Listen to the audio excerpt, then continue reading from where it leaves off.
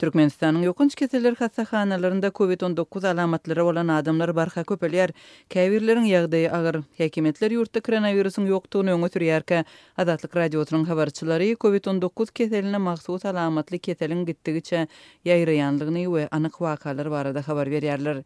Adatlyň Aşgabatdaky habarçysynyň sözlerine görä häzirki wagtda adından 5 adam paýtagtyň çoğunludaky ýokunç keseller hastaxanasynda saklanýar. Haly agyr bolan ýasaglara kislorod bejergesi berilýär. Ýöne hastaxanada öýküni emeli işletmek boýunça öýriten jamlar ýok.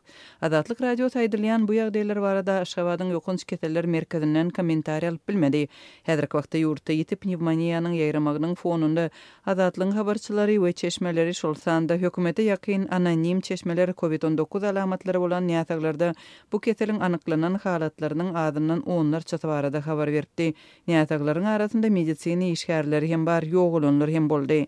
Soňky ýagdaýlaryň birinde Türkmenawat şäherinde 61 ýaşly adam koronavirus sebäpli aradan çykdy. Merhum ikinji şäher poliklinikasynda işleýän Lokmanyň adamsydy. Bu adam 27-nji ýunda şäherdäki ýokunç keseller hastaxanasynda birnäçe gün bolan soň aradan çykdy. Ýokunç keseller hastaxanasynyň öz işgärleri we Liwap vilayatyndaky Lokmanlar häzirki ýagdaýdan ören aladylanýar. 30-njy ýunda Adatlyga merhumyň kesellemegine getiren käbir goşmaça maglumatlar gowuşdy. Adatlyň habarçysy bu adamyň ýaňy ýakynda daşugdaky toýa gatnaşanlygyny habar berdi. Oňa şol ýerde ýokaşan bolmagy çak edilýär. Ol ýygyna gaýdyp gelende süýji keseli sebäpli keselhana ýerleşdirildi. Ýöne birnäçe günden soň gyzdyrdy hem demalyş problemalary ýüze çykdy. Onuň gyssagly ýagdaýda ýokunç keseller hastahanasyna geçirdiler diýip habarçymyz aýdýar. Adatlyk radiosy öz çeşmeleriniň gizlenligini saklamak we howpsuzlygyny berja etmek maksatly hastalaryň şahsiýetini we bolup geçýän wakalaryň jekmejeklerini açmaýar. Mundan öň Adatlyň Aşgabatdaky we vilayatlardaky habarçylary daşowdyň ýaşaýjylarynyň şeýlede bu vilayata baryp gaýdan beýleki regionlaryň ýaşaýjylarynyň arasynda COVID-19 keseliniň anyklananlygyny habar berdi.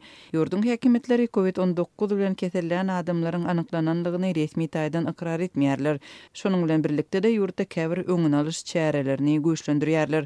Hususan da şuňlar ýa-da peýdasy subut edilmeli köne görnüşli dermanlar virusa garşy terişde hökmünde guramaçylykly paýlanýar. Aşgabatda klinika işgärleri virusa garşy derman bolan Rimontadyny her bir adam başyna 10 tabletkadan muht berýärler. Bir ýerde ýaşy 65-den geçenlere, başga bir ýerde 60 töweründäkilere 9-njy poliklinikanyň goýunda çaglara 5 tabletkadan berýärler. Bizen tek gelmediler. Dermanyň öňüni alyş kursy 30 tabletkadan ibarat 30 gün diýip Adatlyň habarçylarynyň biri 30-njy ýunda aýtdy.